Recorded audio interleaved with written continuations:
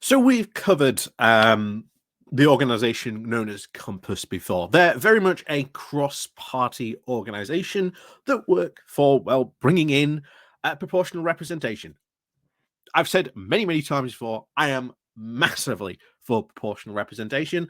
I don't think we should just change it for voting for the House of Commons, how we elect our MPs, but I also definitely feel we should change it to that for the House of Lords. Make that a House of, I don't know, regional representatives and all that's elected by, sort of proportional representation. Now, I've said before, the real strategy for PR is maybe for the time being, put Westminster on the back burner.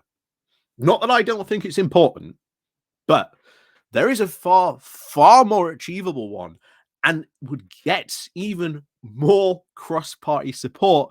And that is, of course, the House of Lords. And I have said this many, many times, as much as I have appreciated many times the House of Lords being there certainly during the Brexit years, the fact that it's very often sometimes the only place we've had sensible discussion about Brexit or various other things. There is no reason to keep the House of Lords at its current state, because for every, quote, good lord you have, there are several even worse bad lords or whatever than even Boris Johnson. There is roughly about a scandal a week that occurs in the House of Lords that you just don't get to hear about because it doesn't make big headline news, unfortunately. It is riddled with scandal, the House of Lords, and we should absolutely get rid of it. It has long, long since passed its sell-by date. We should be getting rid of it. And I think really, as a PR movement to sort of bring political change, I think that would be a fantastic place to start. But as I said, I do agree we should also look at changing Westminster. Now, I think logically, I think we should start with the House of Lords first, but I don't necessarily disagree with people who say we should go after, the House of Commons first, change that first. Don't necessarily disagree with that tactics either. I think personally, deal with the House of Lords first, then we can move on to sort of Westminster. So that's how I very much feel and sort of feel about this. And of course, after such a trouncing that the Tories received in the recent local elections, it is obvious now that once again, as always, whenever we see like this things like this, the PR argument always comes up again. And I think now more so than ever, even more back, really when you compare the momentum it has compared to back in 2012, we had a referendum on bringing in a PR like, proportional representation system. I think there's more appetite now for PR than there ever was before. So don't get me wrong, it is building. We've even covered other conservatives in conservative home who have said, yeah, we need to start thinking about PR, that this is sooner or later going to come in. We can't stop it. It is coming. So be aware of that. It is coming sooner or later. And I think how we go about it, how we get there is just as important as about what the system is as well. So bear that in mind. But we're going to go over to Neil Lawson, who is the head top guy at Compass, in charge of sort of the sort of the big campaign group that promotes going for PR and proportional representation. And of course, in the results of the local election, as always, we're talking about sort of Keir Starmer, and of course his sort of semi-reluctance really to talk about PR. And I do agree with him on this. I think Starmer not talking about PR is bad. I think it's something he shouldn't be afraid of embracing. I think this is something we should be looking at. Like I say, at the last Labour conference, we got PR. PR was voted for, and that should happen every single conference. We should make sure that is on the agenda, that it gets voted through every single conference. Like I say, and bear in mind, that vote and that passing was considered by a lot of people Absolutely impossible, ridiculous, was never going to happen. And yet we achieved it. And I've always said the group Labour for PR, which campaigned tirelessly to get that done in the face of complete ridicule, is a testament to their staying power and will that they have driven for that. So do not and never underestimate campaigning, but sustained campaigning, because Labour for PR have been going at it. They've really slogged this out for a number of years, and they should be absolutely celebrated for achieving that win. And of course, eventually making sure this just happens year after year after year after year. So, like I say, so I am aware we've already passed 5 minutes, but yes, as we are going to go into this now. So, like I say, please do remember to click on that like, share, and subscribe button. And of course, down below, there are links to my Patreon page and a motivation link called Buy Me Coffee, where you can buy me coffee. And of course, as always, thank you very much to all those people who do help and support the channel that way. So, on we go to talking about this. Like I say, this was in the Guardium. The title of "There is a way to oust the Tories and stop them ever rising again. Why won't we do it?" So, amid the political sound and fury and reverberating after the seismic local elections in England, there is a quieter but determined noise emanating from the from the counties and shires. It is the sound of a new politics based not on hubris or party tribalism, but a belief in these complex, fast-moving times. Only cross-party cooperation can win power and use it effectively. In Huntsmere and Bracknell, in Lewisham and Waverley, across the London commuter belt, Surrey, Kent, and Hertfordshire and Sussex, more progressive party activists refuse to be beaten by an electoral system that is stacked against them. And of course, we're talking about the very evident way that tactical voting was indeed used at these local elections.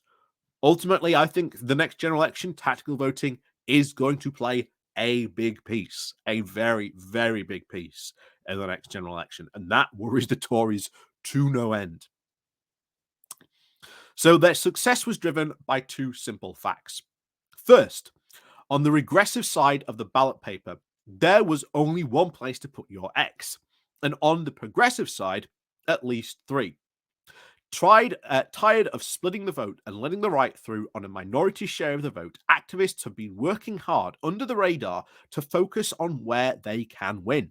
This deep tactical voting campaign then aligns with the unprecedented levels of tactical voting, and the results for the Tories were devastatingly bad. And I want to, again, remind people, we've talked about tactical voting, that really for the past, well, not including obviously the upcoming one, but the past couple of general elections where they've tried to get tactical voting in place and get it to sort of run and show its effectiveness, they've really not been able to make too many significant gains or really not made an impact. But this local election, they have shown tactical voting can make an impact, because I think they've cracked it. I think they've cracked the messaging. They've cracked how to send the message of, if you want to beat this government, you have to vote tactically. Now, that may mean you be a Labour supporter, but you have to vote Lib Dem, or maybe you're a Lib Dem supporter and you have to vote Labour in a certain area. But that messaging seems to be finally getting through. So let's not, let's not count our chickens before they're hatched. They had a good showing at local elections, but can they get the message through at the next general election as well? I really do hope they can. I really do hope they can, because they have shown they can at the local election. So can they do it now at a national election? So, continuing. So, second, the alarming but common knowledge that where we live in a permanent crisis of world economic, geopolitical, technological, and climate chaos, we need an enduring and transformative new progressive consensus, like that of 1945. But unlike the post-war settlement, that is not going to come from a single party source, but a multi-party alliance. This is what brings obvious electoral governing politics together, is of course proportional representation. It offers the chance of our voting system and galvanizes the latent progressive the latent progressive majority in our country, and ensures the Tories can never govern again without a majority of the country backing them. It offers the possibility of a long-term and stable coalition to take on rebuilding the NHS, along with thousands of new affordable homes and the race to net zero. And I agree. But the big problem is, of course, is our current voting system. It is very much winner take all. Even if you were to sort of enter into a system where tactical voting ends up forcing hung parliament after hung parliament after hung parliament, there are very much larger questions in the state of how will the SNP react in a hung parliament situation. Might they, out of sheer spite, decide to collapse a Labour Lib Dem hung parliament because they can, because they want to force a Scottish independence referendum? That is and should be very worrying, especially if we want a stable government. If they're not going to get what they want, they could force that. That is something I think if you're an SNP supporter and you want a stable government, you should be questioning yourself, is the SNP your reasonable choice to vote for in the event of a next coming general election? Even if you really want Scottish independence, do you really want to put in place a party which is willing to cause political chaos? And that is a genuine question to SNP supporters. Is it worth causing political chaos? It is a genuine question. I think a lot of people, SNP supporters, really will have to ask, soul search themselves at the next general election. Should I vote for the SNP next general election? I think your only option is to go Labour or Lib Dem, because otherwise, and I don't know, and I know that's going to upset a lot of people, but that is a legitimate concern. That is a legitimate concern that is what the SNP might do. That we could have a government that tries to sort out all these crises that we're facing, and then the SNP come along and say, we are going to collapse your government if you do not give us another independence referendum. That's a legitimate concern. That is a legitimate concern. But yeah, that's probably a discussion for another time. So, and yeah, this new politics of cooperation is happening despite party leaders, not because of them. Sadly, Labour is the biggest bloc, with its leadership repeatedly claiming PR won't be in its manifesto while rejecting cooperation. And again, I agree with them. I agree. It is really depressing that Labour is like that at the moment. Really sad. They need to really reconsider that stance. So this could be electoral suicide. All the senior polling pundits predict Labour will struggle to win a majority at the next general election, with the local results suggesting a national equivalent lead to just 7 percentage points. Everything points to a hung parliament. To put this in perspective, Ed Miliband did better and went on to lose in 2015. And in 2016, New Labour was 14 points ahead of the Tories. And this is what I've tried to warn people about these local election results. These results, obviously, very, very promising. Very, very promising. But when it comes to a general election, you don't know how that's going to play out in a general election. General elections can become a beast entirely of their own. The 2017 election was a perfect example of how everyone thought this on Theresa May was going to be the big Brexit election. Theresa May went in with the polls saying that the Tories could win a massive majority. Didn't turn out that way. So while these results are encouraging, You never know what could happen at a general election. So, and I've always said a hung parliament is very, very possible. So last week did bring a stark reminder of the absurdity of Labour not backing PR. In the Bedford mayoral election, the Progressive vote was more than 300,000. The Tory vote was just 16. But the Tories won by 145 votes. Progressives continue to divide and the right continues to conquer. Labour has a choice. Under our current first past the post system, voting means that people with real influence are in a few swing voters in a few swing seats, plus the powerful media barons who then set the news agenda and wealthy donors who shape the policy offered in their own interests. The alternative is to appeal to the country's latent progressive majority that goes back decades. Last Thursday, this progressive vote amounted to over 60%, while the Tories just scored 29%. To mobilise, it means recognising the difference, diversity, and the broad common values set.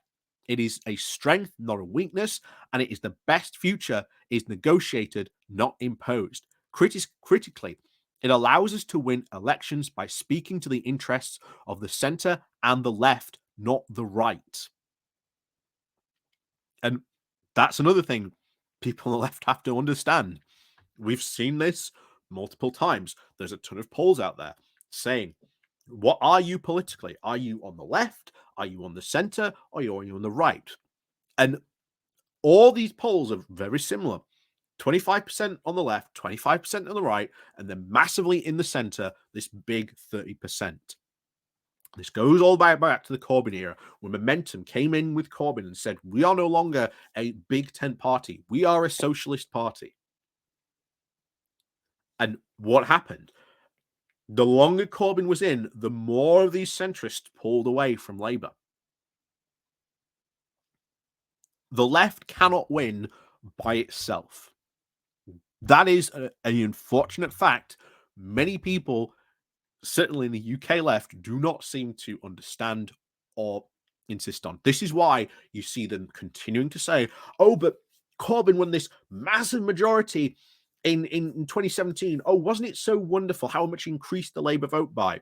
Meanwhile, 2019, Labour went on to have the biggest election defeat in its history, and then they can't take responsibility. It's the media. It's someone else's fault. It was never Corbyn's fault, who ran an absolutely disastrous campaign in 2019. Because it did not speak to the centrists. It did not manage to attract enough centrists to get them to vote for them. And we even saw some people who would traditionally vote Labour put off by the man who was leading the party, Jeremy Corbyn himself. I mean, it is a question that those people still cannot bring themselves to ask. Why could they not vote for Jeremy Corbyn, who in their eyes was this absolute perfect politician? But instead, these people in the north and in these left behind areas who, Boris Johnson really didn't care a damn about, vote for Boris Johnson over Corbyn. They cannot bring to even ask themselves that question because they might not like the answer.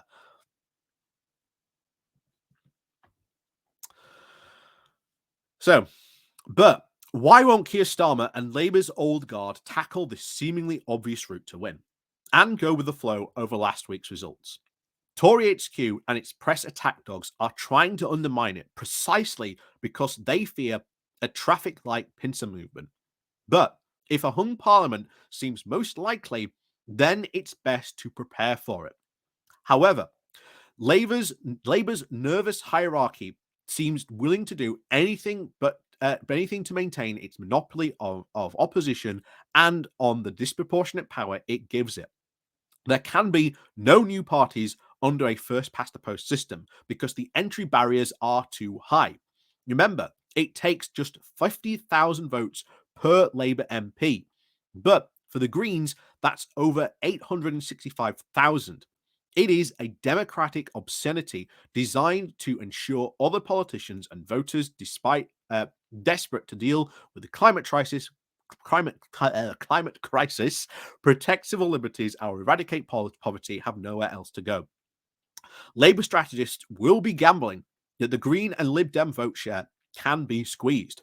But these aren't the deferential days of the last century. People will find and vote for what they see as better alternatives. During the leadership election, Starmer said, "We've got to address the fact that millions of people vote in safe seats and they feel their vote doesn't count." He was right then. He can't be allowed to be wrong now. The stakes could not be higher. With the sulphurous whiff of a right-wing authoritarianism already setting in, already stifling, we need to cooperate as politics act of a set of as politics is an act of self-interest and hope. So yeah, absolutely agree with Neil Lawson there. We need to really push this as well. And if I ever had the opportunity, to speak to Starmer, this would be something I'd be saying him. Look, you have this massive progressive majority in the UK. You need to be taking advantage of it. And it's not just, working with the Lib Dems, but looking at more progressive policy that would really excite people, putting PR, or even putting the option on the table of reforming the House of Lords to a regional, House of Regional Representatives.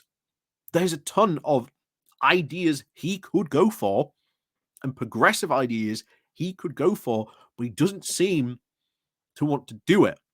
And that's the depressing thing. And my worry constantly is that Starmer is going to be bland and boring when he really needs to be bold and brave.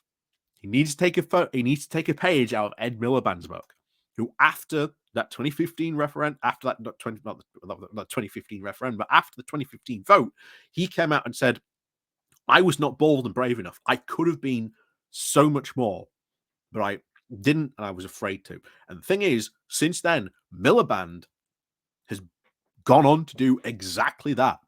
And I will say this now. I think he was potentially one of the best prime ministers, or could have been one of the best prime ministers Britain never had.